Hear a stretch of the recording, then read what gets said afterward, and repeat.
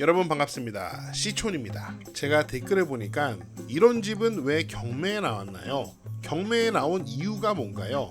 이런 질문을 하시는 분들이 계시더라고요. 일반적으로 집이 경매에 나오는 이유는 원리금을 연체하거나 채무를 변제하지 않아서 집이 경매로 넘어가는 겁니다. 주택담보대출 같은 경우에는 은행에다가 근저당권을 설정해 주잖아요. 금융기관마다 은행마다 좀 다르긴 한데 빨리 경매에 넘기는 곳은 2달만 연체를 해도 바로 경매로 넘겨버립니다. 조금 길게 보는 데는 한 5개월 연체까지 보는 금융기관도 있다고 합니다. 일반적으로 이렇게 연체를 하거나 채무를 변제하지 않아서 경매로 넘어가는데 그렇지 않은 경우도 있습니다. 오늘 우리가 함께 살펴볼 전원주택 경매물건도 연체, 채권 채무관계 때문에 경매로 넘어온 집이 아니에요.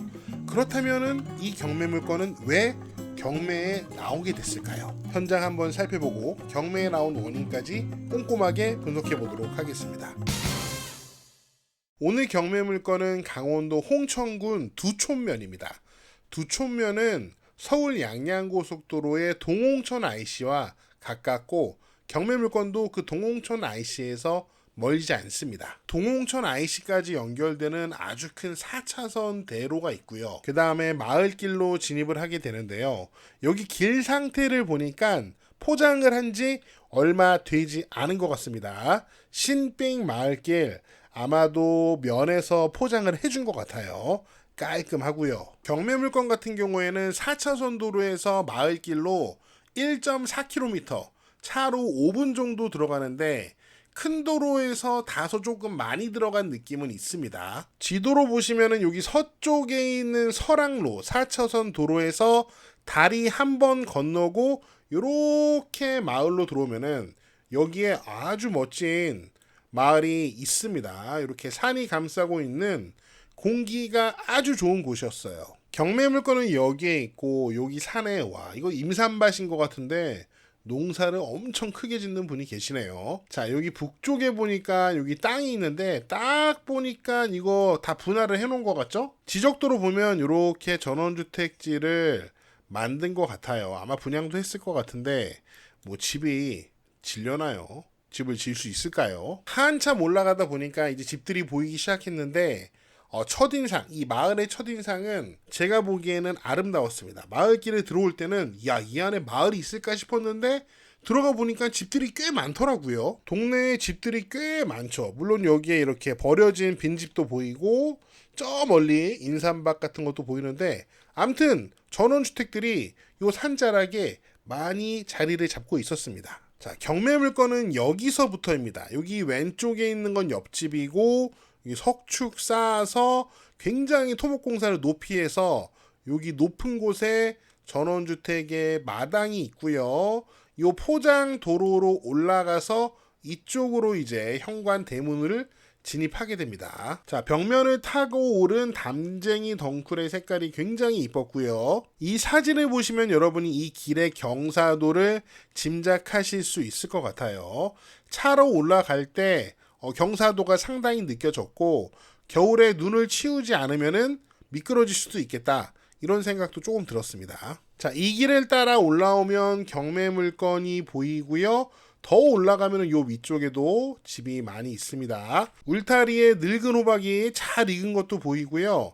제가 보니까 주변 텃밭에 작물을 많이 심으셨어요. 그러니까 이 집은 빈집이 아니고 집 주인장이 계속해서 텃밭도 가꾸고 집도 가꾸고 살고 있는 관리가 잘 된 집입니다. 그런데 왜 경매에 내놨을까요? 자, 여기가 대문인 것 같습니다. 대문을 딱 열고 바로 들어가면 여기가 주차장이에요. 천막으로 주차장을 만들어 놨는데 강원도에서는 이런 주차장이 필수입니다. 차가 숨을 수 있는 공간이 필요해요. 겨울에 눈이 많이 오면은 차가 얼고 배터리 방전도 쉽게 되기 때문에 이런 식으로 주차장을 만든 거 참 좋습니다. 주차장 오른쪽에는 작은 하우스가 있습니다. 요 안에서 텃밭을 가꾸는 건지 아니면 육묘를 하시는 건지 모르겠지만 이런 하우스 있으면 굉장히 좋죠. 가을에 고추를 말릴 때도 이런 하우스 있으면 참 편합니다. 비가 와도 고추를 거둘 필요가 없잖아요. 근데 저 같은 경우는 이런 하우스가 하나 없어서 고추 널어놨다가 비 오면은 야 빨리 나가서 고추 걷어 그렇게 하고 있습니다. 주차장 안쪽으로 보니까 저 멀리에 텃밭이 있는데 배추들이 아주 잘 자라고 있습니다. 요즘에 뭐 금추죠, 금추. 주차장 옆으로 멋진 황토 벽돌집이 보입니다. 건축물 대장을 보니까 벽돌 구조라고 돼 있더라고요. 이 황토 벽돌로 집을 아주 근사하게 만들어 놨고, 이 땅의 면적이 136평 정도 되고, 이 집의 면적은 26평 정도 됩니다. 이 정도면 딱 적당하다고 생각하는 분들이 많은 것 같아요. 집이 이렇게 살짝 니은자 모양이고요.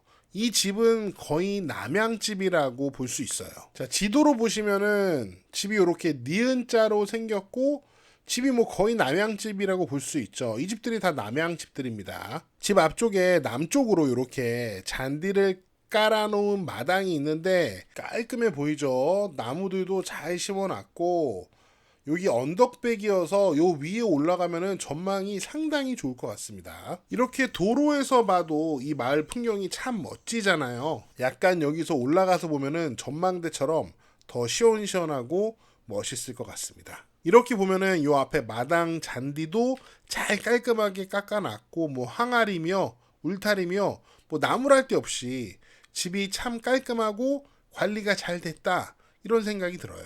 미쓰구 부동산에서 보니까 마당 안쪽 사진을 좀 확인할 수 있는데요. 시촌 구독자님들께는 미쓰구 부동산 7일 무료 이용권 그리고 3개월 추가 혜택을 드리니까 관심 있는 분은 영상 하단에 설명란을 참고하시고요. 자, 여기 마당에서 바라본 현관의 모습인 것 같습니다. 여기 차고가 있죠. 그럼 그 옆에 사진은 우리는 이제 밖에서 바라볼 수는 없었지만 집의 반대쪽 이렇게 차양이 있고 데크도 있네요. 여기 보니까는 연통이 있죠. 내부에 벽난로가 있는 것 같습니다.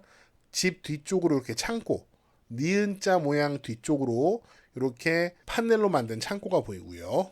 이 사진에 보시면 구조를 이해하는 데 도움이 될 것 같아요. 차고 있고 현관으로 들어가서 오른쪽이 안방, 그 다음에 안방 화장실이 있습니다. 거실 화장실 있고 다용도실, 그 다음에 또 방. 안쪽으로 들어가서 이쪽이 주방하고 거실이네요. 거실 바깥으로 아까 우리가 봤던 큰 차양이 있었고, 그 앞으로 나무 데크가 이렇게 있고, 요 뒤에 있는 것은 아까 우리가 봤던 그 판넬로 만든 창고가 되겠습니다. 방 2개, 화장실 2개 구조네요. 이렇게 아름다운 자연 속에 사는데 인터넷이 없었더라면 저는 이미 원시인이 됐을 겁니다. 유튜브도 못했겠죠. 그런데 여러분 그거 아세요? 약정 기간이 끝난 인터넷을 계속 사용하면 어마어마한 혜택을 놓치고 있는 거예요. 그 혜택을 어떻게 받냐고요? 바로 서경석의 인터넷 비교원 최대 108만 원의 혜택이 주어지는데요. 이미 60만 명이 이 혜택을 받아갔습니다. 인터넷 TV 가입 최대 48만 원, 정수기 렌탈 최대 30만 원, 유심 변경 최대 30만 원까지 3년마다 최대 108만 원의 혜택이 가능합니다. 관심 있는 분들은 네이버에 인터넷 비교원 검색해 보시거나 1670-2521로 전화 주세요. 자, 그럼 지금부터 이 집이 왜 경매에 나왔는지 그 원인을 살펴보도록 하겠습니다. 앞에서도 설명했지만 이 집은 어떤 뭐 연체라든지 채권 채무 관계 때문에 경매에 나온 게 아니에요. 건물과 토지의 등기부 을구를 보면은 기록사항, 뭐 근저당권이라든지 전세권이라든지 이런 기록사항이 아예 없습니다. 누구한테 돈을 빌리지도 않았고 연체하지도 않았어요. 그런데 등기를 보면은 여기 이미 경매 개시 결정 등기가 되어 있는데, 여기 보시면은 공유물 분할을 위한 경매 개시 결정이라고 되어 있습니다. 이 채권자는 집주인 중에 한 분이에요. 이 집주인이 2분이거든요. 공유자가 2명인데 그중 한 분이 나 이거 경매로 넘겨서 공유물을 분할해서 내 지분 가져가겠습니다 라고 경매를 신청한 거예요.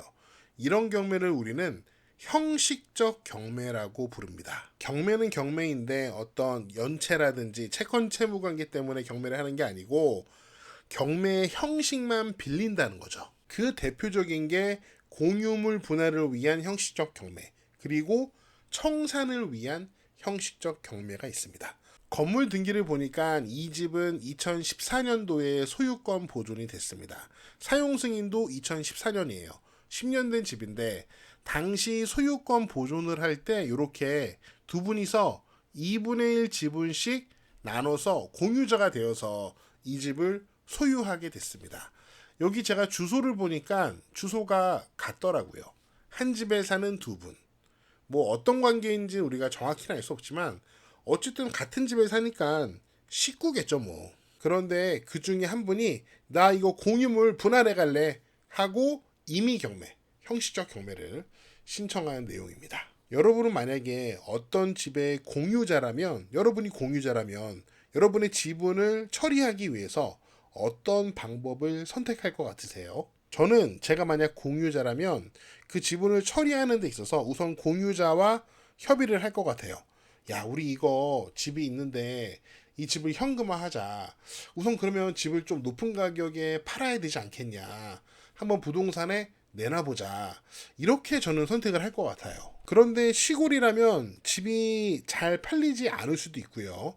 언젠가 팔리긴 하겠지만 때에 따라서 뭐 3년, 5년, 6년 걸리는 경우도 있어요. 집이 팔리는데. 그리고 그 집이 너무 꾸지면은 거의 안 팔리는 경우도 아주 많습니다. 그런데 이 경매 물건은 전망도 좋고 남양집이고 나쁘지 않거든요. 그런데 이 집이 현재 경매로 나온 상황입니다. 부동산에 내놨는데 집이 너무 안 팔려서 경매에 내놓은 걸 수도 있습니다. 경매로 넘기면 대법원에서 이 부동산이 경매에 나왔어요 라고 아주 홍보를 해주잖아요. 그래서 사람들이 임장도 하고 마음에 들면 입찰도 하고 그래서 부동산 시장보다 경매에서 더 빨리 팔릴 가능성도 있습니다. 물론 요즘에는 부동산 시장도 좋지 않고 지방소멸 이슈까지 있어서 이런 시골집이 당연히 유찰이 되긴 하겠죠. 그래도 만약에 낙찰이 된다면 빠르게 처분을 할 수 있으니까 공유물 분할을 위해서는 굉장히 효과적인 방법이 될 수도 있습니다. 그런데 문건 접수 내역을 보니까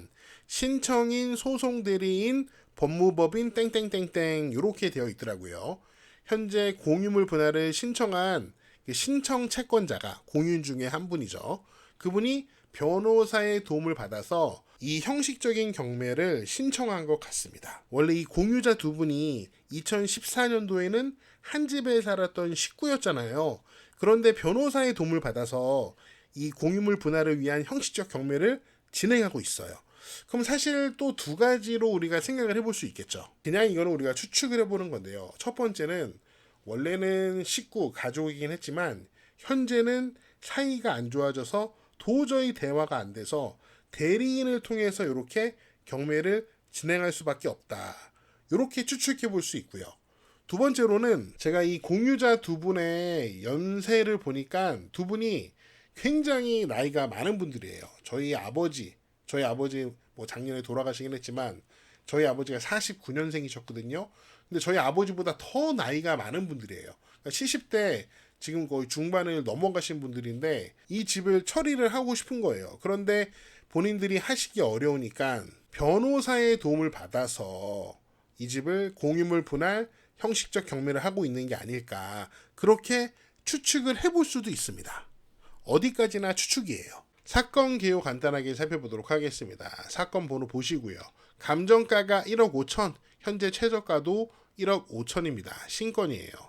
매각일은 10월 21일, 지금 제가 영상을 준비하고 만드는 현재는 매각일 8일 전이에요. 그래서 아직 매각 물건 명세서가 없고 이 영상이 올라가는 오늘은 아마 매각 물건 명세서가 공개가 될 거예요. 한번 여러분 확인해 보시고요. 매각 물건 명세서를 보면은 임차인과 관련된 내용을 알 수 있을 텐데 현황 조사서를 보니까 채무자 겸 소유자가 그러니까 이분은 공유자분의 한 분입니다. 경매 신청인이 아니고 상대방이에요. 그분이 현재 점유를 하고 있어요. 그래서 소유자 중 경매 신청인이 아닌 상대방이 현재 점유하고 사용 중인 전원주택이라고 보시면 됩니다. 이런 현황 조사서로 미루어 짐작했을 때 아마도 임차인이 없을 가능성이 매우 높겠죠. 그래서 아마도 권리적인 하자가 없는 경매 물건일 가능성이 높기 때문에 아마도 엄청나게 많이 유찰될 것 같지는 않고요. 적당한 가격에서 낙찰이 되지 않을까 싶네요. 마지막으로 도로 분석해 보도록 하겠습니다. 미쓰고 부동산에서 국공유지 필터를 적용해 보니까 집 앞에 있는 이 도로가 국공유지가 아닙니다. 자, 이 도로를 확인해 보겠습니다. 이렇게 현황 도로가 있는데 여기 보니까 사유지고 공유인수가 15명이라고 되어 있습니다. 그러니까 지금 요 도로, 요 사유지 도로는 이렇게 전원주택을 소유한 분들이 공유자로서 같이 지분으로 갖고 계신 것 같아요. 그런데 경매에 이 도로 지분이 나오지 않았습니다. 제 생각에는 이 안쪽까지 이 도로를 사용하는 분들이 많기 때문에 이 도로를 지분이 없다고 해서 누가 길을 막거나 사용하지 못하게 할 가능성은 좀 많지는 않을 것 같아요. 그런데 우리가 한 가지 생각해 볼 수 있는 게 현재 이 집에 살고 계신 그 상대방 소유자 있잖아요.